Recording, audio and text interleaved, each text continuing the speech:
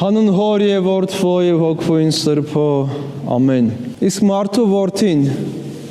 գալով արդյոք կգտնի հավատք երկրի վրա։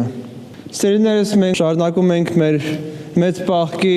հոգևոր ընթացքը, հոգևոր ճամփորդություն եւ ամեն կիրակի Տերը մեզ առիթ է տալիս վերաիմաստավորելու մեր կյանքը, գտնելու մեր շտկվելու տեղերը եւ դառնալու իրական ճշմարիտ քրիստոնյա։ Հենց մեծ պահքի նպատակը հենց դա է, որպեսզի մենք կարողանանք քայլ առ քայլ հասնել մեր կոչմանը քրիստոնյա դառնալու այդ մեծ խորհրդին։ Եվ այսօրվա կիրակին ներկայացնում եմ մի առակ, որը հենց իր նախաբանը ունի ասելով, որ Տերը մի առակ պատմեց, որ պետք է ամեն ժամ աղոթք անել եւ չձանձրանալ։ Եվ ներկայացնում է այրի կնոջ եւ դատավորի առակը, որը դուք կարծում եմ շատ լավ գիտեք, շեշտ դնելով հենց այրի կնոջ անձանձրույթ, մշտական եւ անտեղի տվող խնդրանքի։ Եվ ասում է, որ պիտի դուք եւս կարողանաք այդ համառությունը եւ մշտական ջանքը ունենաք ձեր հոգեվոր կյանքում։ Եվ բնականաբար առաջին հայացքից մեզ թվում է, որ այս առակը այդքան էլ կարող է հասկանալի չի կամ տեղի չէ, ինչու մենք պիտի Աստծուն մշտապես ամեն օր համոզենք, խնդրենք, մեր ուզածը առաջ տանենք, չէ՞ որ քրիստոնեական ընթացքը հենց տերյունական աղոթքով է բնութագրում, որ թող քո կամքը լինի ինչպես երկնքում է, այդպես երկրի վրա, եւ մենք գիտենք եւ վստահ ենք, որ Տիրոջ կամքով այս աշխարհը ստեղծվեց եւ այն ինչ որ կատարվում է Տիրոջ նախախնամության մեջ է։ Ինչ կարիք կա աղոթքի մեջ համառություն դրսևորելու։ Եվ այսօրվա առակը ճիշտ հասկանալու համար մենք պիտի նաև հասկանանք, թե ընդհանրապես Աստվածաշունչը ինչպես է ներկայացնում աղոթքը, ինչ է աղոթքը եւ որն է ճիշտ աղոթքը, որն է սխալ աղոթքը, որովհետեւ շատ մարդիկ են աղոթում, բայց ոչ շատ մարդկանց աղոթքն է, որ արդյունավետ է, որը տեղ է հասնում եւ իրապես կենթանի շփում է Աստծո հետ։ Եվ աղոթքը մեր եւ Աստծո մեջ կայացած անդունդը կամրջելու քայլն է, որը երկու կողմից է կամրջում, Աստծո կողմից եւ մեր կողմից։ Աստծո կողմից այդ կամուրջը կառուցվում է, որպեսզի հնարավորություն տա մեզ քայլելու դեպի նա եւ իր միածին որդու ուղարկել է հենց այդ կամուրջի ստեղծումն է եղել։ Այդ կամուրջը այդպես 99% կառուցված է եւ մի քար է մնում, որ մենք եւս կառուցենք եւ դա մեր կամքի դրսեւորումն է, այդ մի տոկոսը մեր կամքի դրսեւորումն է, մեր քարն է, մեր աղոթքի եւ հավատքի քայլն է, որ պիտի անենք, որպեսզի այդ անդունդը այլևս մեզ համար չլինի զարհուրելի եւ սարսափելի։ Եվ աղոթքը այն է, ինչ որ անհրաժեշտ է մեզ նախ եւ առաջ ինքներս մեզ հասկանալու համար, որտեղ երբ որ մարդը մուտք է գործում աղոթական կյանք, նա սկսում է ինքներեն հասկանալ, Աստծո լույսի մեջ տեսնել իր թերությունները, տեսնելու թե ինչքան աշխատանք ունի անելու իր հոգևոր կյանքը շտկելու ու նորոգելու համար եւ այդ երկարատև ընթացքի մեջ զարգացում ապրելու։ Եվ աղոթքի հիմքը մարդկային խոնարհությունն է։ Հենց պահքը մեզ դա է սովորեցնում, որպեսզի նախ եւ առաջ մենք կարողանանք կատարել այդ մեր խոնարհության քայլը, խոնարհության սխրանքը, որը առանց որի քրիստոնեություն գոյություն չունի։ Դա հիմքն է ամեն ինչի։ Եվ Տերը եւս մնացորդած գրքում 7-րդ գլխի 14-րդ համարում ասում է, որ եթե իմ ժողովուրդը դառնա դեպի ինձ, դեպի խոնարհեցնիր, սրտերը, ապա միայն այն ժամանակ ես կլսեմ նրանց եւ կբժշկեմ երկիրը, հա։ Եվ առանց այդ քայլի հնարավոր չէ, որ մեր աղոթքը դառնա լսելի։ Եվ ընդհանրապես ասեմ ձեզ, որ հպարտ մարդը չի կարող աղոթել, որտեղ ինքը արդեն ինքնաբավ է։ Մենք սկսում ենք մեր բուն աղոթական ընթացքը, երբ որ մենք հասկանում ենք, որ մենք միայն մեր ուժերով չենք կարող փոխել թե մեր իրականությունը, թե շրջակա աշխարհը, եւ մենք կարիք ունենք Աստծո կենթանի ներկայության մեր կյանքում, եւ այն ժամանակ միայն սկսում է մեր աղոթական ընթացքը, գիտակցելով մեր տկարությունը եւ խնդրելու համար Աստծո զորակցությունը մեր կյանքում, ինչը հենց հաջորդ առակն է ցույց տալիս, Փարիսեցու եւ Մաքսավորի առակը, երբ որ Տերը երկու աղոթքների օրինակ է բերում ցույց տալու համար, թե որն է ճիշտը եւ որը սխալը։ Ճիշտ աղոթքը եղել է, որ Մաքսավորը անգամ չէր հանդգնում իր գլուխը բարձրացնել դեպի Տերը, այլ այդպես մի անկյունում կանգնած ասում է Տերը քավիազ իս մեղավորս։ Եվ սխալ աղոթքը եղել է, որ Փարիսեցին արդեն ինքնաբավ լինելով ասում է Տեր լավ է, որ ես այդքան լավն եմ ուրիշների, այնպես չեմ ինչպես այս մեղավոր Մաքսավորը եւ այլն։ Եվ սխալ աղոթքի օրինակներ եւս կան Սուրբ գրքում։ Այո, լինում է, որ մարդը աղոթում է, բայց իր աղոթքը սխալ է, հակառակ ուղղությամբ է գնում, հա։ Եվ Հակոբոս առաքյալ եւս այդ մասին ասում է, որ խնդրում եք, բայց չեք ստանում, որովհետև ձեր ցանկությունների համաձայն եք խնդրում, ձեր ցանկություններին հագուրդ տալու համար է, որ խնդրում եք, այլ ոչ թե Տիրոջ կամքը իրականացնելու համար։ Եվ մյուս տեղ Հակոբոս առաքյալ ասում է, որ ով որ երկմիտ, ով որ տատանվող է, ով որ հավատքով չէ, որ խնդրում է, չի ստանա իր խնդրածը։ Եվ բնականաբար շատ այլ օրինակներ կան սխալ աղոթքի եւ ընդհանրապես ամենամեծ սխալը, որ մարդը գործում է, դա այն պատկերացումն է, որ աղոթքը ուղղակիորեն ինչ որ բան խնդրելու քայլ է մարդու, երբ որ ինչ որ բան դու ուզում ես եւ քո ուժերով, քո ընկերների, քո շրջապատի ուժերով չես կարող հասնել, գնում ես Աստծուն մի հատ, չգիտեմ, մոմ ես վարում, աղոթք ես անում եւ ասում ես Տեր Աստված, դե տուր ինձ այդ պակասը եւ Աստված պիտի տա, հա, ինչ որ մոգական մոտեցում կա աղոթքի, որ կախարդական փայտիկի պես, որ պիտի այդ բանաձևը ասես, այս աղոթքը ասես եւ դա արդեն կատարվի, հա, հեշտ ճանապարհ, հոգևոր ճանապարհ, հեշտ ճանապարհ հասնել համար քո ցանկացածին հոգևոր միջոցներով, բայց իրականության մեջ աղոթքը լրիվ այլ է, հենց Հիսուս Քրիստոսի կյանքը մեզ ցույց է տալիս, որ նաև իր կյանքում, Տիրոջ կյանքում աղոթքը այլ դեր է ունեցել։ Հիսուս մշտապես աղոթում էր,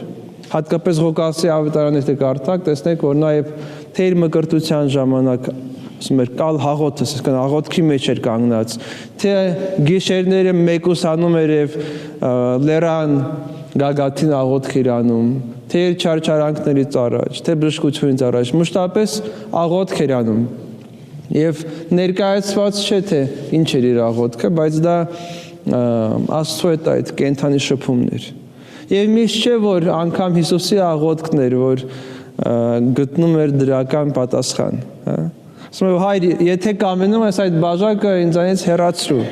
այսինքն ուզում է Տերը, որ այդ բաժակը հեռացվի, բայց չի կատարվում։ Հա խաչի վրա Հիսուս աղոթում է, ասում է, որ Տեր ներիր նրանց, որովհետև չգիտեն, թե ինչ են անում։ Բայց արդյոք ներվեցին այդ խաչող հրյաները, չէ, 70 թվականին ավերվեց ամբողջ քաղաքը, քարոքանդ եղավ, ամենամեծ աղետը կատարվեց իրանց հետ։ Հա, եւ այստեղից տեսնում ենք, որ աղոթքը ուղղակիորեն քո ուզածը ստանալու միջոց չէ, աղոթքը ավելի խորը իմաստ ունի եւ դա ոչ թե մեր կամքի իրականացման քայլ է, մենք ոչ թե աղոթում ենք, որպեսզի մեր ուզածը լինի Աստծո օգնությամբ, մեր կամքը կատարվի Աստծո ներգործությամբ, այլ մենք աղոթում ենք, որպեսզի Աստծո կամքը կատարվի մեր օգնությամբ եւ մեր աջակցությամբ։ Այստեղ շատ մեծ տարբերություն կա, սիրելիներս, որտեղ ոչ թե մենք փորձում ենք մեր կամքը առաջ բերել եւ կատարել այն, ինչ որ մենք ուզում ենք, այլ մենք մեր կամքը եւ մեր քայլերը համապատասխանեցնում ենք Աստուծո կամքի հետ։ Շտկում ենք մեր կյանքը այն ուղեցույցի համաձայն, որը Տերը մեզ տվել է եւ աղոթքը մեզ տալիս է դրա հնարավորությունը, որպեսզի մենք տեսնենք, թե ինչ ունենք շտկելու եւ դա մեր կյանքում կարողանանք լավագույնս իրականացնել։ Եվ մշտապես աղոթքի այդ կարևորությունը մեզ պետք է, ինչպես թթվածինն է պետք մեր կյանքի համար, որ մենք մշտապես շնչենք, մշտապես գործենք եւ ամեն մի ոլորտում անհրաժեշտ է որպեսզի մարդը լինի իր գործի մեջ մշտական, հարատևությունը տալիս է մեզ հաջողություն, ուսման մեջ, աշխատանքի, կրթության, արվեստի մեջ, այդ ամենը հարատևության միջոցով է ձեռք բերում, ինչքան մարդը տաղանդավոր լինի, ինքը պիտի հարատև լինի, պիտի նստի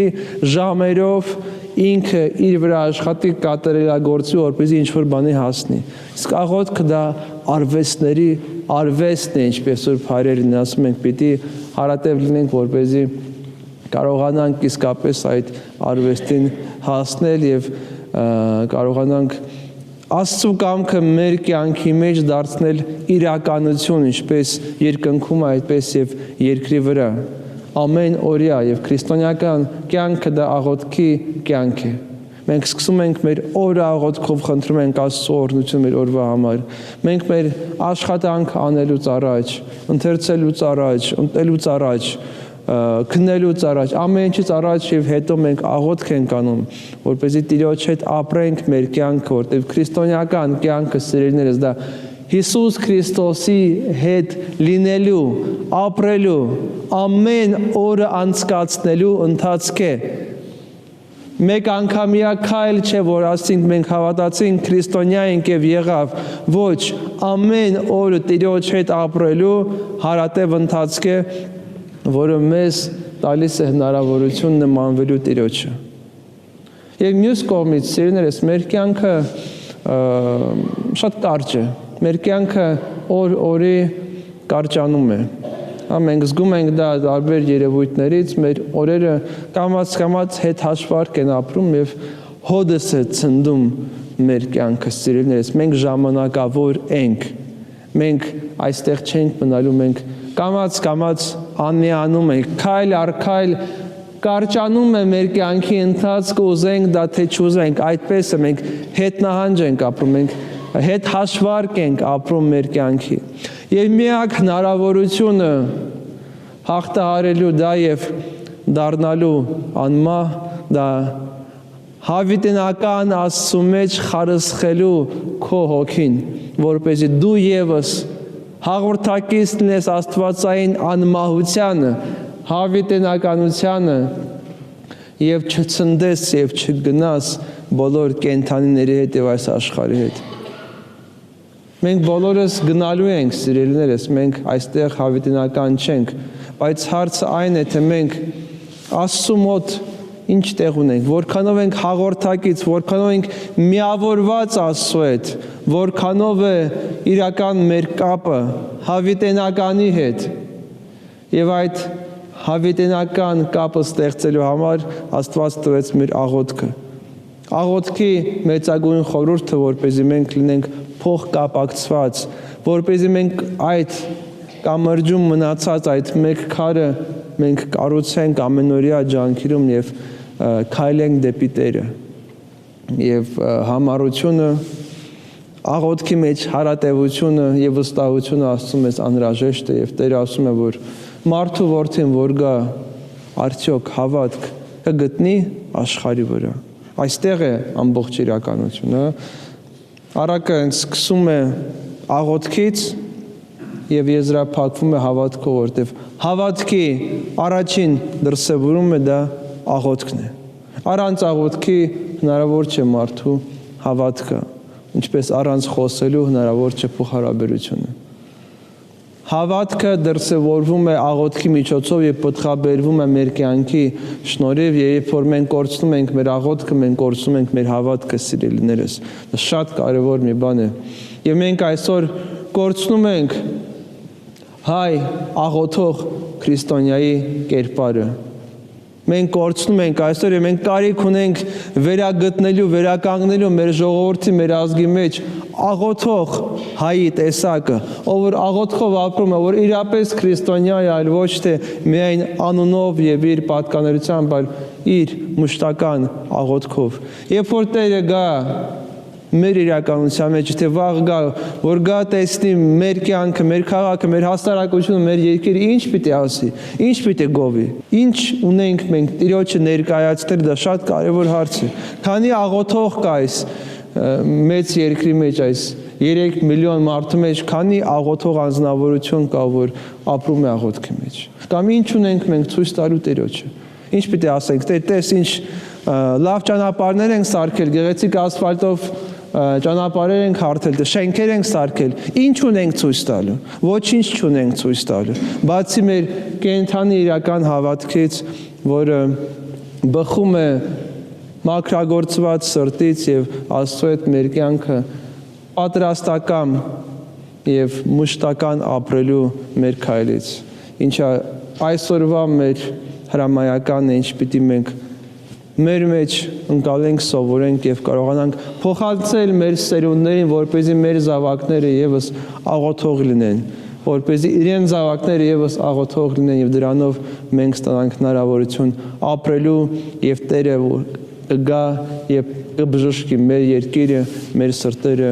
եւ կտա մեզ կյանք եւ փրկություն, որին թող արժանացնի մեզ Տերը։ Այսօր եւ հավիտյանս։ Ամեն։